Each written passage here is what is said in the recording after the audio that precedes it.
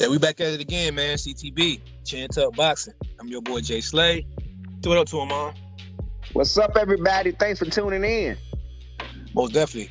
You tune in to us, you might be just as lost as we are right now, because we kind of forgot about this fight, man. We kind of forgot about the Josh Taylor fight today, man. They're fighting right now as we speak. We're watching it live.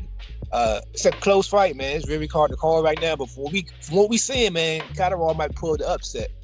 But watching this fight, man, we kind of thought of a conversation while watching it, man. We was like, is Bob Arum dropping the ball on promoting Josh Taylor the same way he dropped the ball on promoting his last undisputed champion at 140 in Terrence Crawford? So we thought it was a good conversation, man. We want to include fans and include you guys on the conversation. So I'm going to ask you first, man, what you think about that, man? You think Top Rank is dropping the ball again on yet another undisputed champion?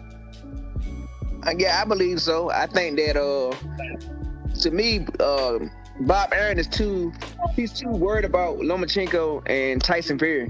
And I think he's forgot about everybody else. And it's kind of sad because Josh Taylor is a 140-pound undisputed champion, just like Terrence Crawford was. And he's kind of like flown under the radar as far as his popularity. I mean, of course, in the UK, I'm sure he's huge over there, but his American market should be so much bigger at this stage.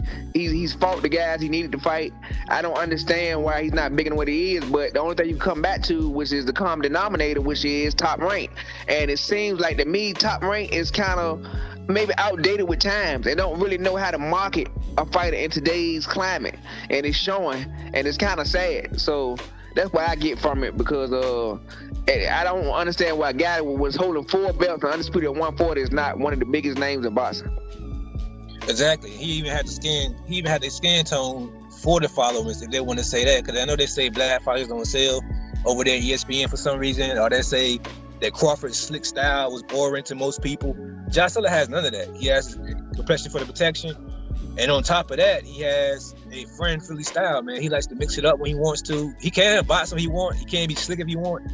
But he in every fight he get in, man, it always turns into a fight. So I'm not sure why Top Rank can't market him as that, which is kind of lost. I got another common denominator for you though. It's not just Top Rank at part of this. The fight is right now is on ESPN Plus. So it's about time that we now admit that the whole app, the whole selling fights on apps is a doomed selling market or selling tool. That shit go back to being on network television.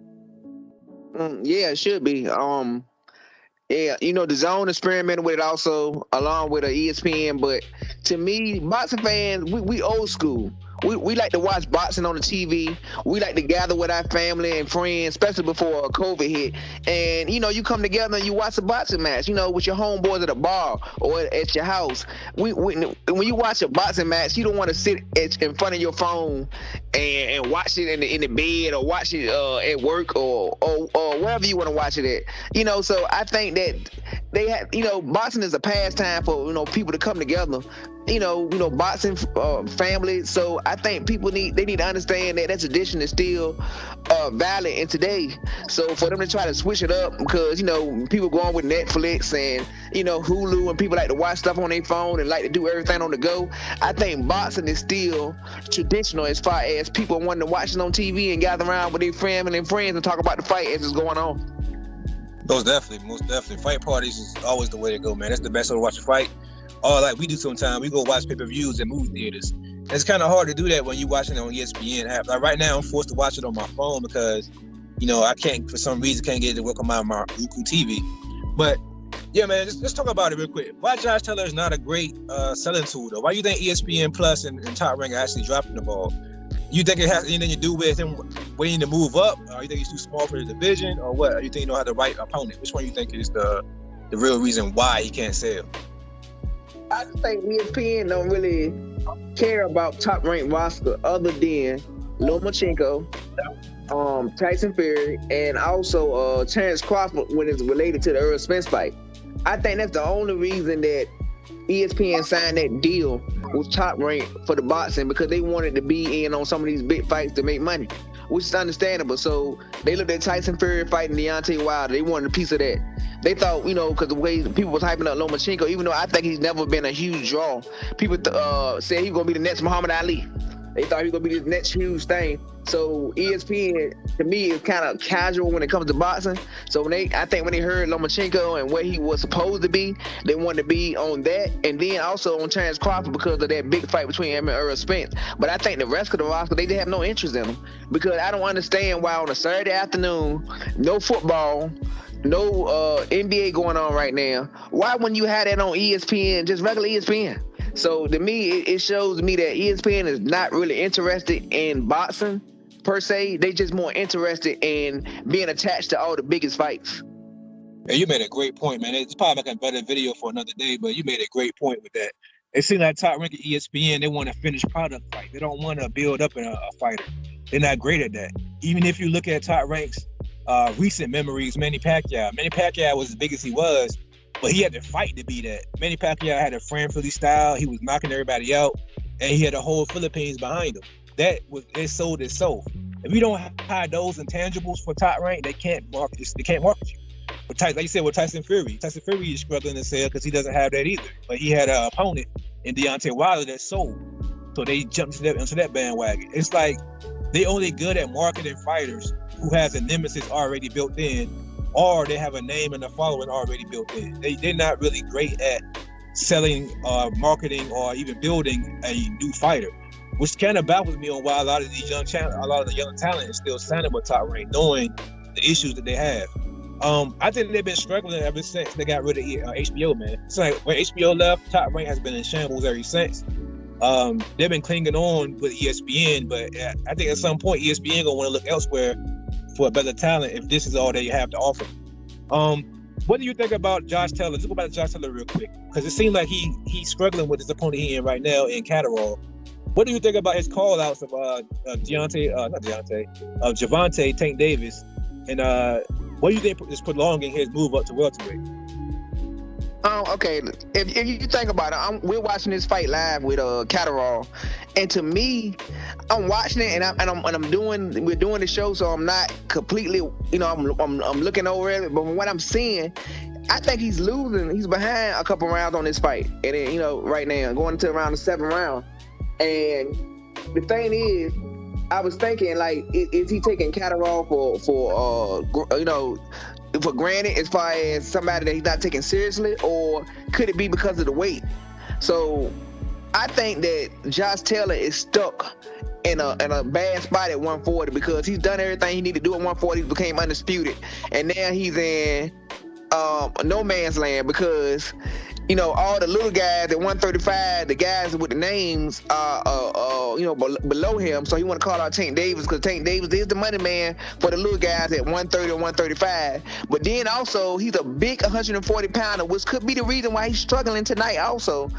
But he can't move up to 147 because if he goes up to 147 and the undisputed at 140, people gonna start calling for him to fight Terrence Crawford or Errol Spence. And I don't think he really wants those fights. He said it, but I don't think he really wants to fight those guys. And then if those guys happen to move up, you have to deal with those young killers. So I think he's kind of stuck in no man land right now. Yeah, the young killers, man. I don't see him beating Oops Ennis. I think he'll have an all-out war with Ortiz as long as it lasts, but I think at some point Ortiz will clip him. I'm gonna tell you a good fight that I like to see him in. I wouldn't mind seeing him in either a Carol Brook fight or maybe even a Keith Thurman fight if he moves up to welterweight. What you think about those two matchups? Great fight.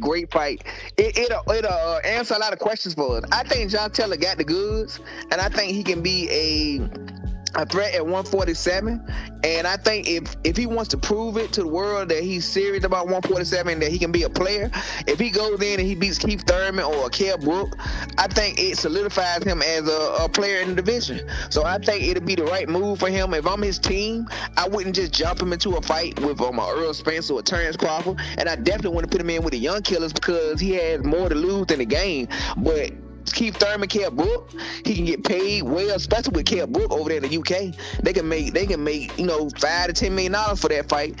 And if he beats Kell Brook, he becomes a bigger name, and he get himself out there, which top ranks is dropping the ball on, which we said earlier. Yeah, I like that Kell Brook fight a little better. Like I said, it made better sense over there in the UK. The only issue will be how much money they will have to pay Kell Brook. Kell Brook has made $8 million fighting American. I don't think he'll make $8 million fighting with Top Rank on the Josh Taylor fight. But like you said, man, that's a hard pick 'em fight too. A matchup like stylistically matching up, that's a hard matchup to pick a winner in my opinion. It all depends on what Kell Brooks show up and if Josh Taylor want to stick his jab, because you really can't give the size advantage to Kell Brooks so much. Because, bro, like you said earlier, Kell Brooks is a big 140 pounder, and in my opinion, he probably can go as high as 154 in the future if he fights that long. The Keith Thurman matchup though, how do you see that going? Because I see that going possibly Keith Thurman way in my opinion. So why wouldn't Keith Thurman? I know why they wouldn't do it, because he's a top ranked fighter, but I think that's a great matchup for Keith Thurman going off his last performance off of Barrios. What do you think about that fight, that matchup? How you see that going? I think it's a good matchup because I think both of them eat each other. They both still got a lot to prove when it comes to 147 pounds. So I think it'll be a great matchup. I'll be intrigued by both. But with Keith Thurman, I think it'll be a 50-50 fight also, because I think I give Keith Thurman a slight edge as far as the boxing skills. But I think that Josh Taylor has way more grit, and I think that he does great body work. And you saw in the last fight that Barrios hurt Keith Thurman to the body, and if Barrios can hurt Keith Thurman to the body, I know damn well Josh Taylor can. So I think it'll be a real good fight. So yeah, I would too, man. I think it would be a great fight. But we're going to fight. You breaking up a little bit, bro. All right, go ahead. You the last part kind of broke up what you said. Oh, I was saying that I'll be intrigued by both fights. I favor the Kell Brooks fight, but the Keith Thurman fight I think is a huge fight also. Yeah, most definitely. We're gonna continue watching this fight now. Like we said, it's looking like it could be an upset, man. We'll continue to watch it. What round are they on now? It's like round what? I think we're around 8 now. 9. So we're gonna continue to watch the fight, man, and see if Josh Taylor even win this fight. We're talking about possible future matchups. We're gonna win this matchup. Go ahead. And it just was a 10-8 round, so this is getting very interesting. He just scored a 10-8 round in round 8. Right, so we're going to see, man. Josh Taylor might be losing that undisputed title tonight, so this whole video could be, I ain't going to say obsolete, because we're talking about Bob Burnham, but possible matches. Josh Taylor just went down. So yeah. He got back up, but he just went down. So this is not looking good for Josh Taylor, as we tell you live. Yes, we tell you live, it's not looking good, man. But let us know in the comment section what you think, man. You think Top Rank is dropping the ball? And another question, do you think Top Rank actually failed him? If Josh Taylor loses this fight, do you think Top Rank failed him in not giving him the big fight with Terence Crawford? It could be another conversation for another day. With that being said, man, you got anything else you want to add to this topic? No, I think we covered it all. Most definitely. Well, with that being said, man, it's CTB, Chin Tuck Boxing. I'm your boy, Jay Slay. It's a peace to him, man. All right, everybody. Thanks for tuning in. Remember to like, subscribe, hit that notification button, comment. Let's keep this channel growing. Tell your mother about it, brother about it, sister, cousin, grandma, next door neighbor, pastor, co-workers. You know why? Because we love boxing and you love boxing. But most of all, God, peace, and love, and we out of here. Peace.